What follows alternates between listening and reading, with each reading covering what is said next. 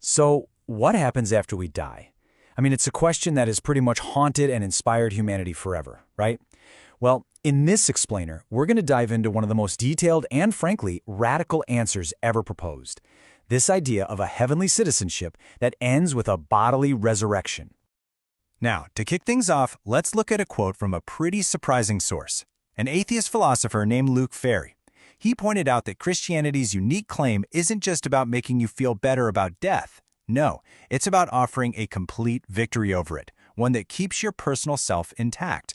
I mean, that's a really powerful observation, and it perfectly sets the stage for what we're about to unpack.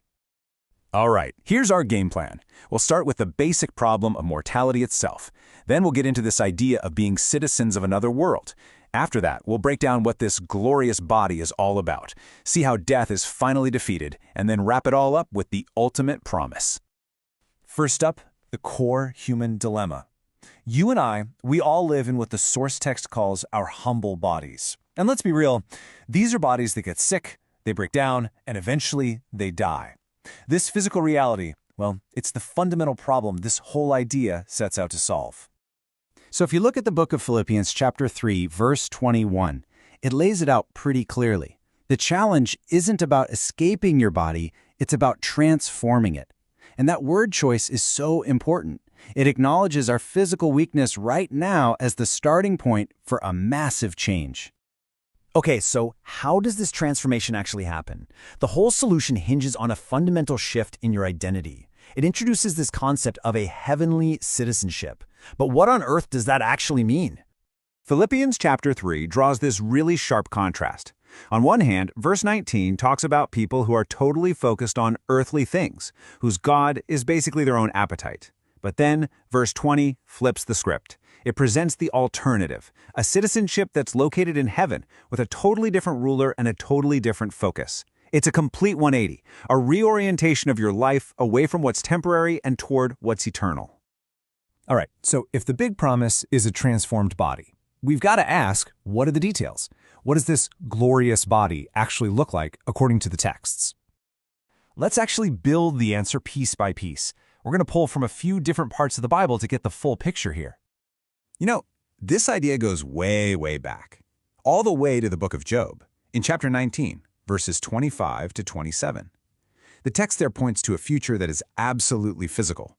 This isn't about becoming some ghost or a disembodied spirit.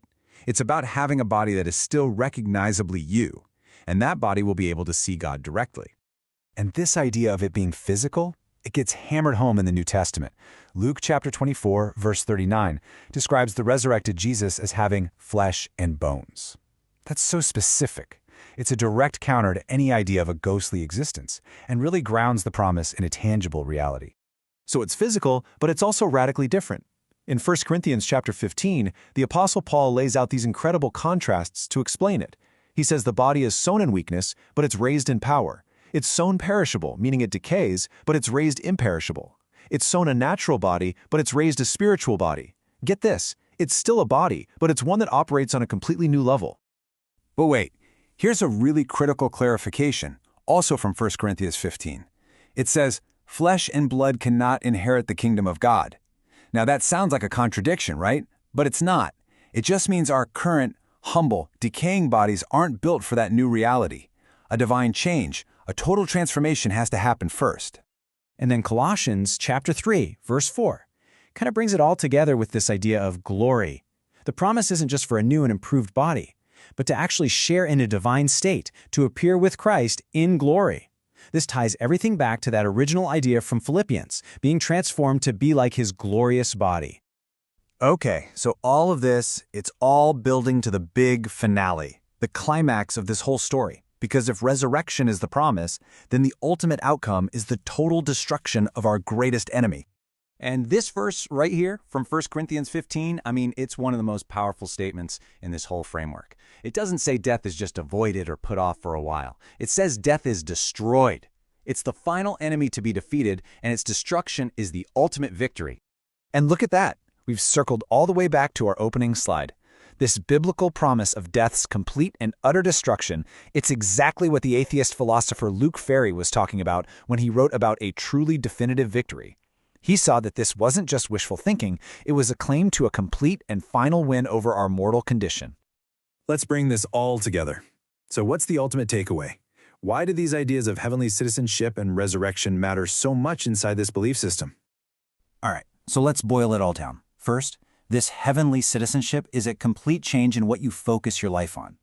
Second, the core promise isn't about escaping your body, but about getting a brand new one, a glorious, physical, but totally indestructible body. And third, the end game, the final result of all this, is the absolute end of death, period. And that leads us to the final, really provocative question that the source material itself leaves us with. If this promise of a glorious new life and the complete destruction of death is on the table, the text forces you to ask, what could this world possibly offer that's worth giving all that up? And that's a question designed to really make you think about what you value, what you hope for, and what you're truly living for.